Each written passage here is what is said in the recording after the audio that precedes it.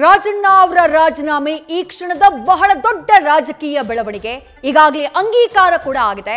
ರಾಜ್ಯಪಾಲರು ರಾಜೀನಾಮೆಯನ್ನ ಅಂಗೀಕರಿಸಿದ್ದಾರೆ ಅನ್ನುವಂತ ಮಾಹಿತಿ ಇದೆ. ಇದೆಲ್ಲದರ ಮಧ್ಯೆ ಕಾಂಗ್ರೆಸ್ ವಿರುದ್ಧ ಬಿಜೆಪಿ ವಾಗ್ದಾಳಿಯನ್ನ ಮಾಡ್ತಾ ಇದೆ. ಸತ್ಯವನ್ನ ಹೇಳಿದ್ದಕ್ಕೆ ರಾಜಣ್ಣ ಅವರ ತಲೆದಂಡ ಆಗಿದೆ ಅಂತ ಹೇಳಿ ಕಿಡಿಕಾರ್ತಾ ಇದೆ. ಸಂವಿಧಾನವನ್ನ ಹಿಡಿದು ದಲಿತರ ಪರ ಅಂತ ಮಾತನಾಡಿದ್ರು. ಆದ್ರೆ ಈಗ ಕಾಂಗ್ರೆಸ್ನ ನಿಜ ಬಣ್ಣ ಬಯಲಾಗಿದೆ ಅಂತ ಹೇಳಿ ರಾಜ್ಯ ಬಿಜೆಪಿಯ ಅಧ್ಯಕ್ಷ ಬಿವೈ ವಿಜಯೇಂದ್ರ ವಾಗ್ದಾಳಿಯನ್ನ ಮಾಡಿದ್ದಾರೆ. ಕೇವಲ ವೋಟ್ ಬ್ಯಾಂಕ್ಗೆ ಮಾತ್ರ ದಲಿತರನ್ನ ಬಳಸಿಕೊಂಡಿದೆ, ದಲಿತರನ್ನ ವೋಟ್ ಬ್ಯಾಂಕ್ಗಾಗಿ ಮಾತ್ರ ಕಾಂಗ್ರೆಸ್ ಬಳಸಿಕೊಂಡಿದೆ. ಇವತ್ತು ರಾಜಣ್ಣ ಅವರನ್ನ ನಡೆಸಿಕೊಂಡಂತಹ ರೀತಿಯಿಂದ ಇದು ಸ್ಪಷ್ಟವಾಗ್ತಾ ಇದೆ ಅಂತ ಹೇಳಿ ವಿಜಯೇಂದ್ರ ವಾಗ್ದಾಳಿ ಮಾಡಿದ್ದಾರೆ.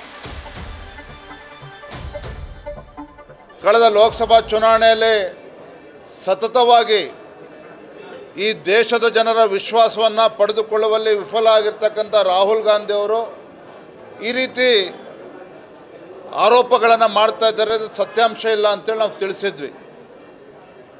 ಸ್ವತಃ ರಾಜಣ್ಣ ಅವರು ಸಿದ್ದರಾಮಯ್ಯ ಕ್ಯಾಬಿನೆಟ್ಟಿನ ಒಬ್ಬ ಹಿರಿಯ ಸಚಿವರು, ಸಿದ್ದರಾಮಯ್ಯನವರ ಪರಮ ಆಪ್ತರಲ್ಲಿ ಒಬ್ಬರಾಗಿರ್ತಕ್ಕಂಥ ರಾಜಣ್ಣ ಅವರು ಏನಿವತ್ತು ರಾಹುಲ್ ಗಾಂಧಿ ಆರೋಪಗಳನ್ನು ಮಾಡಿದ್ರು ಚುನಾವಣಾ ಆಯೋಗದ ಮೇಲೆ, ಇದು ಯಾವುದೂ ಕೂಡ ಸರಿಯಲ್ಲ. ತಮ್ಮ ಕಾಂಗ್ರೆಸ್ ಸರ್ಕಾರ ಇದ್ದಾಗಲೇ ಇವೆಲ್ಲ ಅವ್ಯವಹಾರಗಳು ನಡೆದಿದ್ದಾವೆ ಅನ್ನುವ ದಾಟಿನಲ್ಲಿ ಮಾತನಾಡಿದರು. ಸತ್ಯವನ್ನು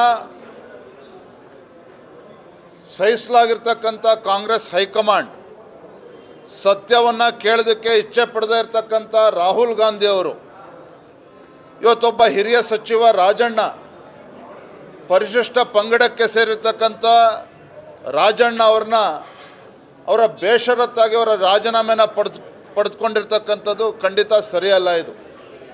ಇದರಲ್ಲೇ ಗೊತ್ತಾಗ್ತದೆ ರಾಹುಲ್ ಗಾಂಧಿ ಅವರು ಏನು ದೇಶಾದ್ಯಂತ ಏನು ಸಂವಿಧಾನ ಪುಸ್ತಕವನ್ನು ಕೈಯಲ್ಲಿ ಹಿಡ್ಕೊಂಡು ಇದೇ ಭಗವದ್ಗೀತೆ ಅಂತೇಳಿ ದೇಶಾದ್ಯಂತ ಪ್ರವಾಸ ಮಾಡ್ತಾಯಿದ್ರು.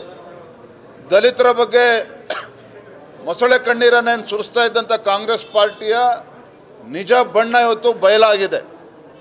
ರಾಹುಲ್ ಗಾಂಧಿ ಕಾಂಗ್ರೆಸ್ ಪಕ್ಷದ ನಿಜ ಬಣ್ಣ ಇವತ್ತು ಬಯಲಾಗಿದೆ. ಕಾಂಗ್ರೆಸ್ ಪಕ್ಷಕ್ಕೆ ಪರಿಶಿಷ್ಟ ಜಾತಿ ಪರಿಶಿಷ್ಟ ಪಂಗಡಗಳ ಬಗ್ಗೆ ಯಾವುದೇ ಒಂದು ಸಹಾನುಭೂತಿ ಅಲ್ಲ.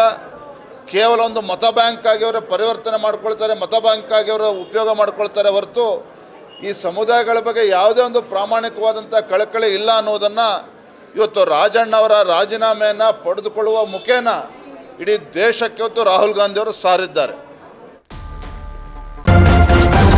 ನ್ಯೂಸ್ ಫಸ್ಟ್ ನಿರ್ಭೀತಿಯಿಂದ ನಿಮ್ಮ ಪರವಾಗಿ.